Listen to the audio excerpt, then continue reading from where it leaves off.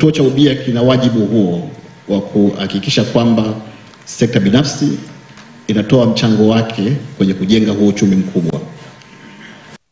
Sekta binafsi inatoa mchango wa mtaji, lakini pia inatoa mchango wa teknoloji na inatoa mchango wa ufanisi ili kuweza kufikia hiyo dira ya taifa ya mwaka 2050 inayolenga kujenga uchumi mkubwa wa takriban dola trilioni 1 ambao kwa sasa katika nchi zote 193 duniani ni nchi 19 tu ambazo zimefikia kiwango cha uchumi wa dola trilioni 1 kwenda mbele, na katika Afrika hakuna.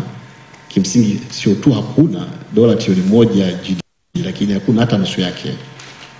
Sasa kituo cha ubia na dhana nzima ya ubia ni msingi muhimu kwenye kufanikisha hiyo dira.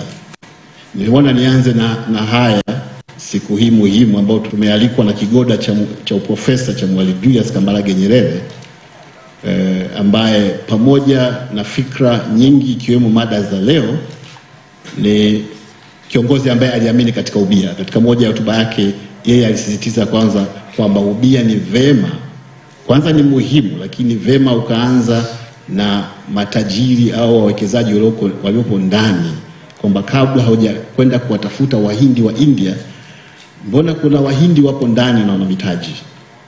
Kwa hiyo dhana nzima ya ubia ni dhana ambayo kimsingi sio ngeni, ni dhana ambayo imekuwepo wakati wote na ni fikra muhimu kwenye kujenga huo uchumi mkubwa. Changamoto zake tu ilikuwa ni kwamba baadhi ya sehemu ya mijadala ilikuwa ikiconfuse kati ya ubia na ubinafsishaji, lakini kwa ufupi kabisa tu ni kwamba ubia ni ndoa na kwa kweli sio ubinafsishaji. Ownership ya mradi wa ubia ni mali ya umma kabla, wakati na hata baada. Ubia wajibu wa serikali katika mradi wa ubia upo pale pale, wakati, kabla na hata baada. Kinachotokea tu kwenye ubia ni risk sharing tu. Kwa hiyo kwenye kustructure miradi ya ubia, component pekee ni kugawana vihatarishi kati ya kampuni binafsi na mamlaka ya serikali. Kwa nimeona nianze kwa kusema haya kwa sababu kwa kweli mimi ni mkurugenzi wa kituo cha ubia, kwa hiyo katika hali ya kawaida na wajibu wa kusema hayo. Ndugu wanazuoni na waalikwa wote, tunakumbuka kwamba miaka 55 iliyopita, yani mwaka 1970, wakati chuo kikuu cha Dar es Salaam wakati Mwalimu Nyerere anahutubia uzinduzi wa chuo kikuu cha Dar es Salaam, alizungumza kuhusu umuhimu wa uhuru wa kitaaluma na wajibu wa kitaaluma.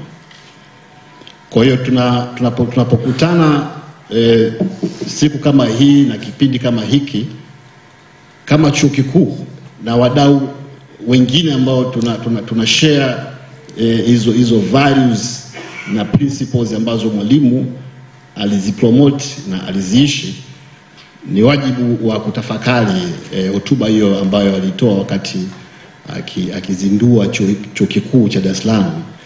Katika hotuba yake alifananisha mwanafunzi wa chuo kikuu na trekta.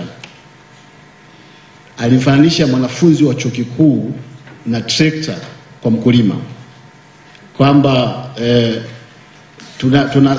tunanunua trekta kama wakulima kwa ajili ya kuongeza tija kwenye kilimo chetu.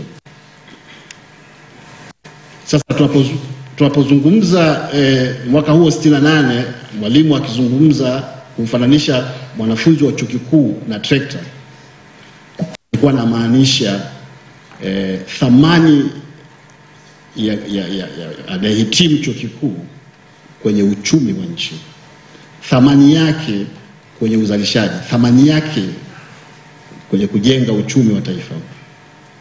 Kwa ni muda wa kutafakari kwa kiasi gani mawazo ya Mwalimu kuhusu mwanafunzi wa chuo kikuu kuwa kama trekta kwenye uchumi bado ni sahihi na ni kwa kiasi gani ni sahihi.